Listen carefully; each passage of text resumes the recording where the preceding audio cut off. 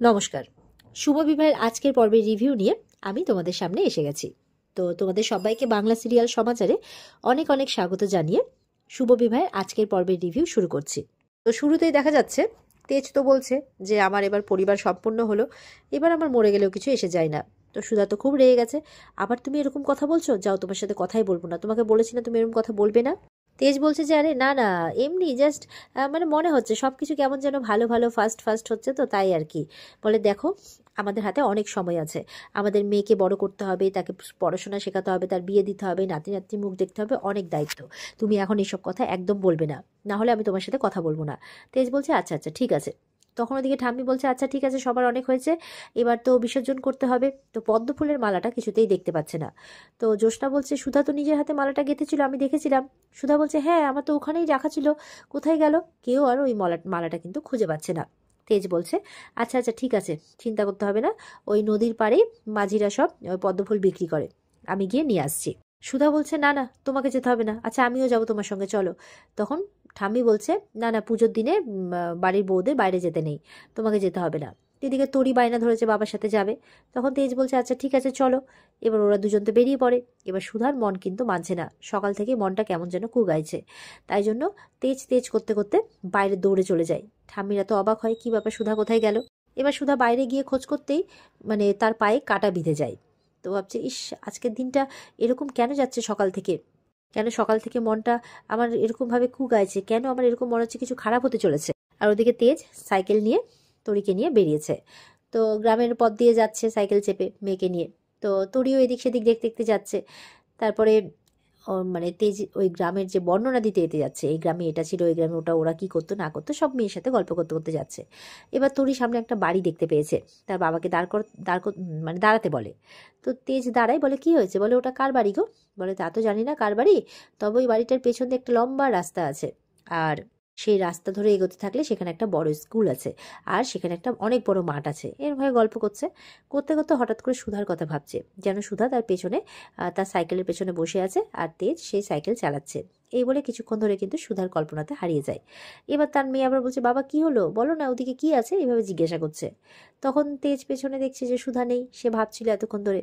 তো তোরই একটু আগে বলছিল যে মা আসলেও এরকমই মানে আনন্দ পেতো, বলো আমার মতোই? বলে হ্যাঁ। তাই এখন তেজ বলছে সত্যি তোরই, তোমার মা আসলে না খুব ভালো হতো। ওদিকে দেখা যাচ্ছে বাড়িতে সুধা কিন্তু অজ্ঞান হয়ে গেছে। সবাই তো সুধাকে নিয়ে ব্যস্ত হয়ে গেছে, কি ব্যাপার, কি হলো? ঠাম্মি বলছে মেয়েটা এই তো ভালোই ভালোই গেল, আবার কি হলো মেয়েটা হঠাৎ করে যে এরকম অবস্থা হয়ে গেল, আজকে বাড়ি ফেরার দিনে এরকম অবস্থা। তখন তেজদেরকে ফোন করতে বলছে তেজের বাবারা। তো তেজদেরকে ফোন করে দেখছে ফোনে পাচ্ছে না। তো মেজকা বলছে আরে ফোনে পাবে কি করে, ও যেখানে গেছে ওখানে তো নেটওয়ার্কই নেই। তখন তেজের বাবা বলছে আচ্ছা ঠিক আছে, ওদের চিন্তা পরে হবে, আগে সুধাকে হসপিটালে নিয়ে যাওয়ার ব্যবস্থা করতে হবে। তখন ডক্টর মোহিত বলছে আচ্ছা ঠিক আছে দেখি কি হয়েছে। এই বলে মোহিত দেখতে গিয়ে বলছে যে মনে হচ্ছে ওনার শরীরে কোনো বিষক্রিয়া হয়েছে। তখন পায়ের দিকে দেখে যে একটা কাঁটা বিঁধে আছে। সেই কাঁটাটা দেখতেই ঠামি বলছে এটা তো বিষ গাছের কাঁটা। বলে কি বলছো, বিষ গাছের কাঁটা? বলে হ্যাঁ। বলে সেই বিষই ওনার শরীরে ছড়িয়ে পড়ছে। আশুতোষের মা বলছে হায় মানে এইটা কেমন জায়গা, কখনো বিষ ধোয়া, কখনো বিষ কাটা, এসব এটা কেমন জায়গা? এই জন্য বলি যে মাছ মাংস এই মানে এইরকম এইগুলো খেয়ে পুজো পার্বণ এসব করতে নেই কখনোই, মানে এই এই একটু শুদ্ধ মানে সব কিছু করতে হয়, এইভাবে বলছে। আশুতোষের মা বলছে "ইস, তুমি কি কথা", মানে আশুতোষ বলছে তার মাকে যে তুমি কি বলছো বলো তো এইসব। আর ওখানকারই একজন লোককে বললে, সে বলছে এখান থেকে হসপিটাল তো অনেক দূর, তার চেয়ে বরঞ্চ এখানে একজন কবিরাজ আছে যিনি এই সবের ট্রিটমেন্ট করেন, আপনি তাকে দেখাতে পারেন। ঢাবি বলছে হ্যাঁ হ্যাঁ তাই হোক তাই হোক, এই বলে উনি কবিরাজকে ডাকতে চলে যান। আর ওদিকে মানে তেজ তরিকে নিয়ে তো দিব্যি গ্রাম ঘুরে বেড়াচ্ছে। আর সামনে একটা বেলুনওয়ালাকে দেখতে পেয়ে তরি আবার বলছে বাবা বাবা থামো থামো, বেলুন নেবো। বলছে বেলুন যেতে যেতে তো ফেটে যাবে। বলে না না তবুও নেবো, আমি আর পোলো দাদা বাড়ি গিয়ে খেলবো, আমি যত্নে রাখবো। তো তখন তরিকে নামাই সাইকেল থেকে আর বেলুন কিনে দেয়। ও আবার বেশি করে কিনবে, সব কালারের একটা করে কিনবে, তাই কিনে দেওয়া হয়। এই করতে করতে সামনে দৌড়াতে দৌড়াতে কোথায় একটা লুকিয়ে পড়েছে, তেজ দেখতে পাচ্ছে না। তেজ চিন্তা করছে, এবার চিন্তায় পড়ে গেছে কোথায় গেল কোথায় গেল। তরি তরি বলে ডেকে যাচ্ছে। কিছুক্ষণ পর দেখে মেয়ে বেরিয়ে এসছে, এসে বাবাকে জড়িয়ে ধরেছে। বলছে দাঁড়াও, তোমার বেলুন নিয়ে খেলা আমি বের করছি, আমি ভয় পেয়ে গেছিলাম না, চিন্তায় পড়ে গেছিলাম না। এই বলে তরি আবার সামনে দৌড়চ্ছে। তেজ পেছন পেছন আসছে, বলছে চোখের সামনে থাকবে কিন্তু কোথাও যাবে না। এই বলে একটা ফাঁকা জায়গাতে আসে। তরি বলছে দেখো এই জায়গাটা কত সুন্দর না, আমরা না এবার প্রত্যেক বছর না প্রত্যেক মাসে মাসে আসবো। তেজ বলছে আচ্ছা ঠিক আছে, প্রত্যেক মাসে তো হবে না, তবে তোমার স্কুলে যখন লম্বা ছুটি পড়বে তখন আমরা অবশ্যই আসবো। বলে ঠিক আছে। তো এই বলে একটা জায়গাতে আসে। আর ওদিকে সুধা এখনো সেরে উঠছে না, তার জ্ঞান ফিরছে না, তার শরীর নাকি নীল হয়ে যাচ্ছে। ঠাম্মিরা সবাই চিন্তা করছে বা তাকে হসপিটালে নিয়ে যাওয়ার পরিকল্পনা করছে। এদিকে কবিরাজও এখনো পর্যন্ত আসছে না, তাই সবাই খুব চিন্তা করছে। তেজ যেখানে এসেছে পদ্মফুল নেওয়ার জন্য, সেখানে কিন্তু মাঝিদেরকেও দেখতে পাচ্ছে না আর পদ্মফুলও দেখতে পাচ্ছে না। তাই বলছে আমি কি কোনো ব্লান্ডার করলাম, তবে কি এটা সেই জায়গা নয়? বলছে কি যে করি না আমি, এরকম ভাবে ভাবছে আর কি, মানে এখানে কোনো পদ্মফুল নেই। আর এদিকে সুধা কিন্তু ওই অজ্ঞান অবস্থাতেও শুধু তেজ আর তরিকে ডেকে যাচ্ছে। ঠামি বলছে ও তো দাদু ভাই আর তরি মানে ওর নাম করে যাচ্ছে সমানে। তখন মেচকারাও বলছে ওদের তো আসতে এতক্ষণ লাগার কথা নয়, এইটুকু তো রাস্তা গেছে। তখন সবাই মানে তেজ আর তরির চিন্তা অতটা না করে সুধার চিন্তাটা আগে করছে। এদিকে সুধার জ্ঞান কিছুতেই ফিরছে না। তো জ্যোৎস্না বলছে যে বৌদি সেই কখন থেকে জ্ঞান ফিরছে না, চুপচাপ আছে, কি যে করি। ওদিকে তেজের মনে হচ্ছে যে কেউ যেন তেজের পেছন করছে অনেকক্ষণ ধরে, যেন তাদেরকে ফলো করছে। তো এদিক ওদিক দেখছে কিন্তু কাউকে দেখতে পাচ্ছে না। তো বলছে তাহলে মনের ভুল হবে হয়তো। এরপরে আবার এদিক ওদিক দেখতে দেখতে দেখছে তার ঘাড়ে কেউ একজন হাত দিয়েছে। তো তিনি একজন বয়স্ক লোক, সাধু বাবার মতো। তেজ বলছে কে? তখন বলছে নাম জেনে কি আর মানুষ চেনা যায়? তো বলছে কি বলছেন আপনি? বলে তোকেও যেতে হবে, তোর সময় এসে গেছে। সবার যে একদিন না একদিন সময় আসে, সব মায়া ছুটে যাবে, সব সব কিছু ছুটে যাবে। এইভাবে বলছে। তেজ বলছে আপনি কি বলছেন বলুন তো? মনে মনে বলছে একে আমার সুবিধের বলে মনে হচ্ছে না, তরিকে তরিকে সরাতে হবে এখান থেকে। আবারও বলছে যে তোকে যে যেতে হবে অনেক দূরে। বলে কি বলছেন আপনি, কোথায় যেতে হবে আমাকে? বিরক্ত হয়ে গেছে তেজ।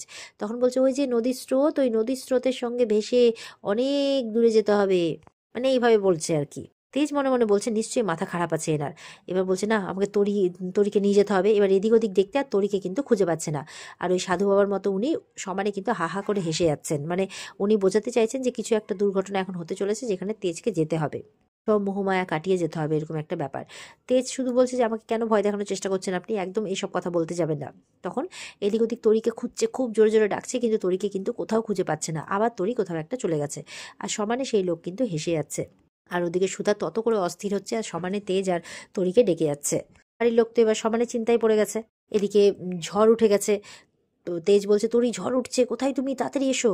ওদিকে সুধার এই অবস্থা দেখে বাড়ির লোক তো খুব অস্থির হচ্ছে। তো ঠাম্মিরা জিজ্ঞাসা করতে কবিরাজ মশাই বলছেন যে বিষক্রিয়া ওনার শরীরে ছড়িয়ে পড়েছে, আপনারা সবাই ঠাকুরকে ডাকুন, তাই বলছে। তো সবাই মিলে ঠাকুরের কাছে প্রার্থনা করছে। ঠাম্মি বলছে আপনি সত্যি করে বলুন যে আমার বৌমা ঠিক হয়ে যাবে তো? এদিকে জ্যোৎস্না বলছে সবকিছু তো ঠিকই ছিল, এই বিসর্জনের সময় এমন কি হয়ে গেল এরকম ভাবে? বাইরে তো বৃষ্টিও আসবে মনে হচ্ছে, মেঘ ডাকছে। তো মেজকারা বলছে তেজ আর তরি কোথায় থেকে গেল, ওরা এখনো আসছে না। তেজের বাবা বলছে ওদেরকে ফোন করো। বলছে ওদেরকে ফোন করতে থাকো যতক্ষণ না ফোনে পাচ্ছ, আর আমি বরঞ্চ গাড়ি বের করছি, রাধামাকে এইভাবে বেশিক্ষণ ফেলে রাখা যাবে না। তো সবাই তো খুব চিন্তায় পড়েছে। তো এবার হসপিটালে নিয়ে যাবে বলছে। তখন কবিরাজ মশাই বলছে যে বিষ সারা শরীরে ছড়িয়ে পড়েছে, হসপিটালে যেতে যেতে আরও ছড়িয়ে পড়বে হয়তো হসপিটাল যাওয়ার আগেই। তখন ঠাম্মি বলছে না না, এই কথা মুখেও আনবেন না আজকে পুজোর দিনে। যেই মেয়ে নিজের সর্বস্ব দিয়ে আমাদেরকে আগলে রাখে, সেই মেয়েকে চোখের সামনে আমরা শেষ হয়ে যেতে দিতে পারি? এইভাবে ঠাম্মি বলছেন। আমি তো মানে মায়ের কাছে প্রার্থনা করতে চলে যাই সুধার জন্যে। আর জ্যোৎস্না বলছে যার জন্য আমি নতুন জীবন ফিরে পেলাম তার সাথে এরকম করো না ঠাকুর, তুমি কিছু একটা করো। মানে সবাই প্রার্থনা করছে সুধার জন্য। রেশমি বলছে তুমি আমার ক্ষতি করে দাও, কিন্তু বৌদিকে ঠিক করে দাও। রেশমিকে ডক্টর মোহিত বলছে যে আপনি চিন্তা করবেন না, ওনার মতো ভালো সৎ মানুষের ক্ষতি ভগবান কিছুতেই করবেন না।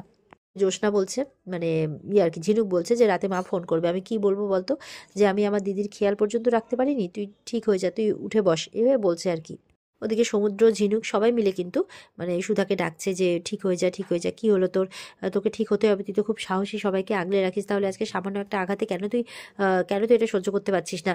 তখন কবিরাজ বলছে উনি এখন কিচ্ছু শুনতে পারবেন না, উনি একটা ঘোরের মধ্যে আছেন, তীব্র থেকে তীব্র আওয়াজও এখন ওনার কানে যাবে না। এদিকে দেখা যাচ্ছে জোরে জোরে বাজ পড়ছে, কিন্তু তাতেও কিন্তু সুধার কোনো নড়চড় নেই। আর ওদিকে তেজ তো তরিকে খুঁজেই যাচ্ছে চিৎকার করে করে, কিন্তু তরি যে কোথায় চলে গেছে ওকে কিন্তু আর দেখতে পাচ্ছে না। এদিকে একজন লোক খবর দিচ্ছে আপনি পালান এখান থেকে, কি করছেন? দুর্যোগের জন্য বাঁধের জল ছাড়া হয়েছে, পালান এখান থেকে, বলে উনি পালিয়ে যান। তেজ বলছে মানে বাঁধের জল ছাড়া হচ্ছে, তাহলে তো নদীর জল এসে এদিকটা পুরোটা ভাসিয়ে নিয়ে যাবে। তখন আরও ভয়ে ভয়ে তরিকে ডাকছে, কোথায় গেল, কোথাও খুঁজে পাচ্ছে না। আর এখানেই কিন্তু আজকের পর্ব শেষ হয়ে যায়। তো এই ছিল আজকের পর্বের রিভিউ। ভালো লেগে থাকলে পর্বকে লাইক কমেন্ট করে জানাতে ভুলবে না, আর আমাদের সাথে জুড়তে চ্যানেলকে সাবস্ক্রাইব করতে ভুলবে না। দেখা হচ্ছে তোমাদের সাথে আগামীকালকে। সবাই খুব ভালো থাকবে। আজকের মতো পর্ব এই পর্যন্তই। টাটা।